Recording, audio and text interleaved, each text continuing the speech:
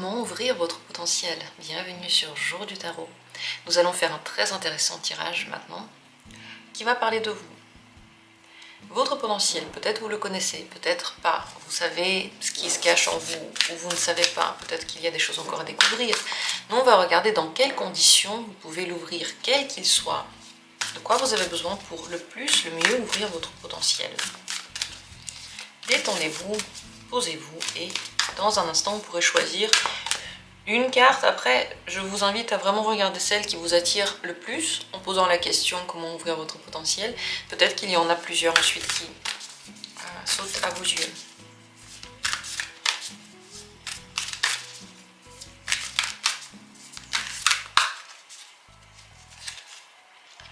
Premier tirage. Deuxième tirage. Troisième tirage. Quatrième tirage. Et un cinquième tirage. Voilà les possibilités que je vous propose de lire dans cette vidéo, de regarder ensemble. Posez-vous, comme dit, détendez-vous. Laissez les messages vous traverser. On va voir qu'est-ce qui vous aide à ouvrir le potentiel. Dans la description, il y a les minutes pour chacune de ces possibilités. Regardons. Premier tirage, 4 de coupe. Le mieux pour ouvrir votre potentiel, c'est de vous apaiser. Le 4 de coupe, il a besoin de temps, de paix, de silence. Méditer serait la solution la plus parfaite. Mais méditer, bien entendu, de façon régulière. Quand on se met à la méditation, c'est bien de le faire tout le temps. Au moins une fois par jour, tous les matins, ou 2 fois par jour si vous êtes très motivé, et faites-le sur le long terme.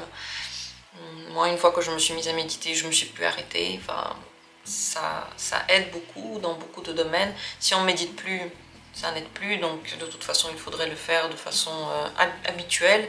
C'est ce qui pourrait aider le mieux. En tout cas, vous avez besoin de moments dans lesquels vous n'avez rien à faire, dans lesquels vous pouvez même commencer à vous ennuyer. C'est là que votre potentiel s'ouvre. Pourquoi? Parce que votre corps, quand vous vous ennuyez, ça veut dire que déjà vous avez commencé par vous reposer, vous vous êtes suffisamment reposé, et après votre corps commence à chercher quoi faire. Et quand il commence à chercher quoi faire de façon intuitive et naturelle, il se tourne vers ce qui est le plus propice pour lui. Et c'est vrai que l'ennui est source de créativité, il est source de nouvelles idées, il est vraiment très bénéfique pour beaucoup de choses dans notre vie. Donc ça peut vous aider. Ça veut dire aussi que vous avez besoin de vous reposer suffisamment, de dormir suffisamment et de faire attention à votre état émotionnel. Trouver la paix et s'apaiser, quand je parle de ça, je parle des émotions. Les émotions, c'est bien de les garder de façon à ce qu'ils soient toujours calmes. Toujours à peu près pareil, à peu près neutre. Oui, c'est un travail sur les sentiments. Vous allez me dire, Lina, c'est impossible. Si, c'est possible. On apprend à ne pas autant réagir aux choses, à ne pas autant prendre les choses de façon dramatique. Je sais ce que vous allez dire, mais si, c'est possible. Les moines le font, beaucoup de gens le font. Si vous essayez au moins un petit peu, vous allez voir les bienfaits. Vous allez voir qu'en fait, vous vous retrouvez dans cette situation. Ça vous ressemble en fait. Le truc, c'est que quand vous allez essayer ça, vous allez vous rendre compte que ça vous ressemble. Et que c'est beaucoup plus simple que ce que vous auriez pensé. Et que ça vous ouvre peut-être des portes à des choses que vous n'aviez pas forcément vues à l'intérieur de vous. Donc méditation, repos, bon sommeil, vous donnez le temps de vous ennuyer, vous donnez le temps du silence, d'être proche de vous, de rien faire, d'être loin, on va dire, du brouhaha, du chaos, avoir des moments dans lesquels vous êtes tout seul, pas tout le temps, mais des moments seulement. La méditation aussi, c'est pas toute la journée, vous méditez 10 minutes, 20 minutes, 5 minutes, comme vous voulez. Pas la peine de méditer 3 heures le matin, quoi. Donc, forcément, c'est des courts laps de temps. Et essayez émotionnellement de bien respirer et de vous apaiser. C'est comme ça que vous ouvrez le mieux votre potentiel. Est-ce que ça vous parle ou pas? Qu'est-ce que vous en dites? Peut-être que c'est pas si simple. Et si vous avez l'impression que vous n'avez pas encore ouvert votre potentiel, là et le chemin, au moins essayer, pourrait être intéressant. Je sais que dans tout ce qui concerne le potentiel, il y a toujours une idée de transformation. Et on n'aime pas ça, on a envie de dire non, non, non. Mais laissons cette idée nous traverser un petit peu. Peut-être qu'avec le temps, elle peut nous faire plus de bien que ce qu'on pensait à la base. Deuxième tirage. Pour ouvrir votre potentiel, c'est le 4 de denier. Vous avez besoin d'une certaine stabilité, d'une certaine base. La base, c'est ce vers quoi vous revenez. C'est là où vous vous sentez bien, dans votre cocon. Donc ça peut être par exemple votre maison, votre appartement. Pas forcément propriétaire, mais un endroit qui est à vous. Ça peut être loué, ça peut être un endroit où on vous loge. Mais un endroit dans lequel personne ne rentre, dans lequel vous vous sentez en sécurité, bien. Et ce genre d'endroit, il devrait être présent dans votre vie matérielle, mais aussi dans votre intérieur. Vous devez avoir un havre de paix vers lequel vous revenez. Dans votre vie, c'est mieux d'avoir un emploi du temps à peu près stable, qui vous ressemble, qui vous plaît, mais à peu près stable. C'est bien d'avoir une petite base financière. Donc, si vous économisez, c'est mieux que si vous dépensez trop. Les économies peuvent être bien au niveau de l'argent, mais aussi au niveau de votre énergie. Ne pas dilapider toute votre énergie pour tout le monde, ne pas être là, présent et disponible pour tout le monde. Et pareil pour la manière dont vous mangez, la manière dont tout ce que vous faites doit être fait de façon économe. Ne mangez pas de trop. Ne faites pas d'activité de trop. Gardez un moment de paix, de calme, de vide, de sécurité pour vous, vers lequel vous revenez. Les excès, c'est une très mauvaise chose pour vous, ça n'ouvre pas votre potentiel. Au contraire, quand parfois vous vous retrouvez tout seul, quand parfois vous mangez moins, ou quand parfois vous dépensez moins, vous commencez à avoir un autre type d'importance, autre chose d'important que ça, que ce truc matériel, que ce plaisir matériel. Et alors, votre potentiel commence à s'ouvrir. En général, avoir une stabilité, ça veut dire aussi ne pas dépendre de quelqu'un d'autre, dépendre de vous. Ne pas avoir un mode de vie dans lequel tout change tout le temps. Il y a des choses qui devraient être répétitives. Et c'est là que vous commencez, on va dire, à fleurir le mieux. Est-ce que vous voyez ce que je veux dire? Est-ce que ça vous parle? Comment vous vous sentez quand je dis ça? Qu'est-ce que ça vous réveille quand je dis ça? Ce serait intéressant de le savoir. Voilà pour le deuxième tirage. Passons au troisième possibilité. C'est le fou qui est ressorti pour vous et le fou a besoin de liberté. Si vous voulez ouvrir votre potentiel, le fou a un message très important, très grand, vaste mais précis. Le fou aime la liberté et il fait ce qu'il veut. Et il ne s'en fait pas. Si vous voulez ouvrir votre potentiel, arrêtez de vous stresser. Prenez la vie de façon plus légère, plus simple. Les choses changent. Dans la vie, on a une toute petite visibilité. C'est comme si ça c'est notre spectre de visibilité dans notre vie. On voit un peu de passé, un peu aujourd'hui, on voit pas trop le futur. Voilà notre spectre. Et moi, je regarde par là. Voilà ce que je vois ici.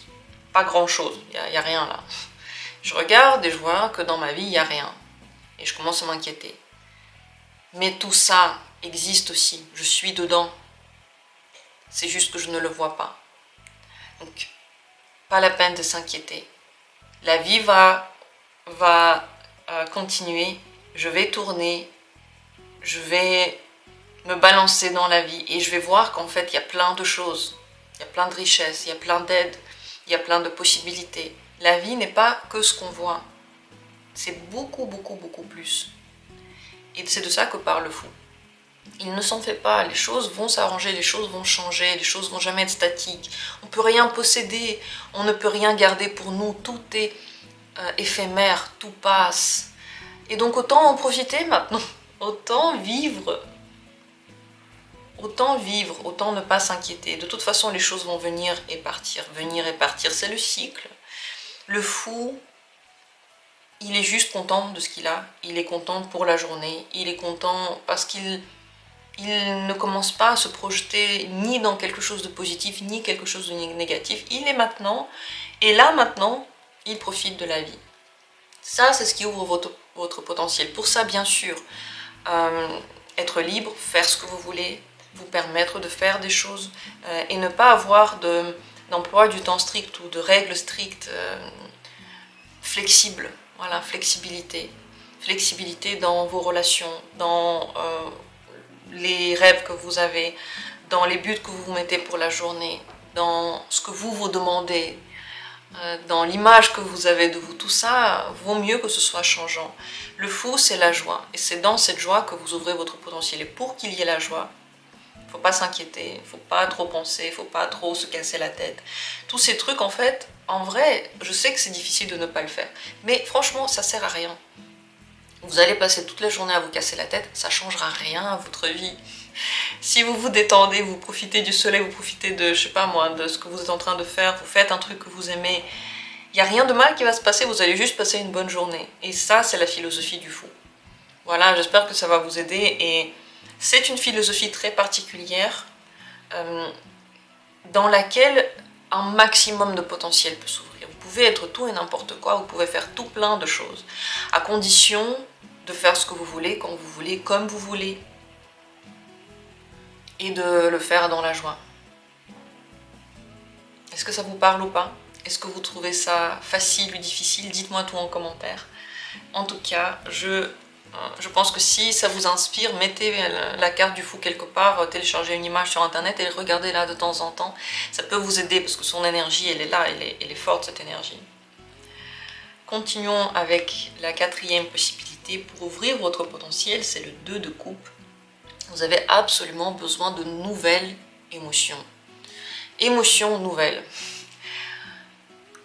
D'où elles peuvent venir, ça n'a pas d'importance. Vous pouvez aller dans un musée, voir un film, avoir une nouvelle rencontre, discuter avec une nouvelle personne, avoir un nouvel amour, quitter un amour, lire un livre, faire un voyage, voir quelque chose de nouveau, tout ce que vous voulez. L'essentiel, c'est que les émotions soient nouvelles.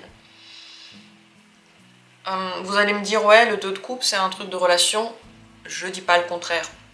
Mais là, on parle de votre potentiel. Et votre potentiel ne s'ouvre pas que quand vous êtes avec les autres.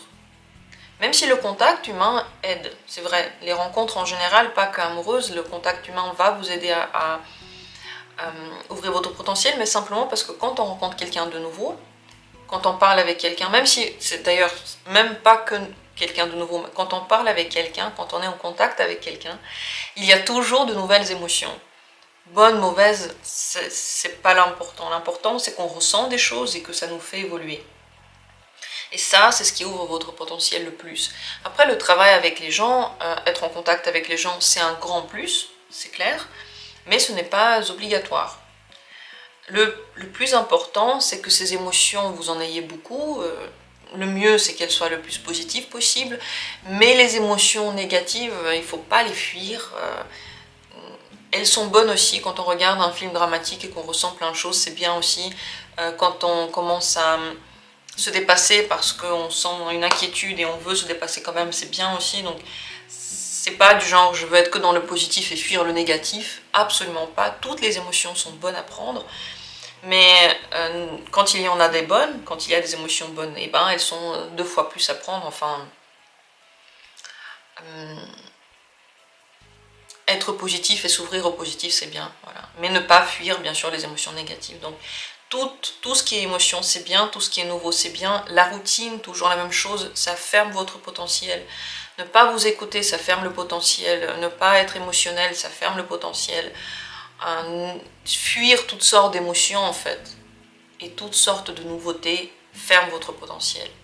Si vous voyagez toujours au même endroit, vous voyez toujours la même chose, vous allez toujours avec le même chemin au travail, c'est toujours le même travail, c'est toujours les mêmes tâches, bref, tout ça c'est mauvais. Vous avez besoin de créativité pour ouvrir votre potentiel, de gens, de rencontres, de partage, de moments agréables, d'amour. L'amour vient, part, peut être nombreux dans votre vie, enfin c'est pas du genre j'ai fait une rencontre et si c'est pas cette personne c'est fini.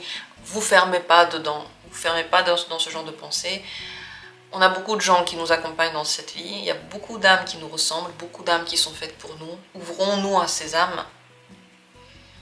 Ouvrons-nous aux animaux, ouvrons-nous aux gens. Bref, voyez, c'est l'ouverture qui ouvre tout ce potentiel à l'intérieur de vous. J'espère que c'est bien expliqué. Dites-moi si ça vous parle, comment ça vous parle, qu'est-ce que vous en pensez. Est-ce que vous avez déjà testé?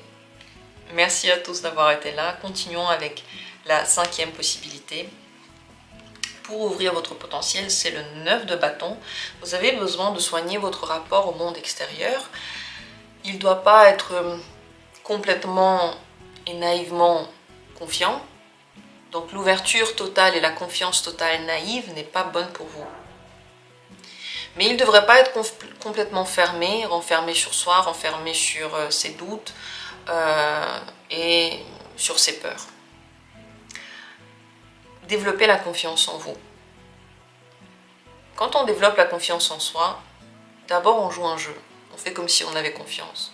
On fait comme si on se sentait à l'aise. Et après, ça devient vrai. Petit à petit, petit à petit. C'est très important pour vous d'avoir confiance dans le monde en général, mais de ne pas être naïf. Voilà. Un équilibre doit être créé, parce que quand vous avez confiance dans la vie, vous n'êtes pas complètement fermé, et ça ouvre votre potentiel. Mais quand vous êtes naïf et vous vous ouvrez à tout, vous ne regardez pas les signes, vous ne regardez pas quand il y a quelque chose qui ne va pas, vous ne vous écoutez pas, et ben vous dilapidez votre énergie, c'est pas bon non plus. Pour que votre potentiel soit au plus haut niveau, vous avez vraiment besoin d'avoir confiance en vous. Et la confiance ne vient pas avec la perfection. C'est pas parce qu'on est très très bon ou très très beau ou on a très très bien tout réussi, notre travail est parfait, ainsi de suite, qu'on a confiance en soi. La confiance, c'est je connais ma valeur, j'ai une valeur comme tout le monde en fait. Tout le monde en a une, j'en ai une, c'est ça. C'est pas du genre je suis plus grand que les autres, plus haut que les autres, mieux que les autres.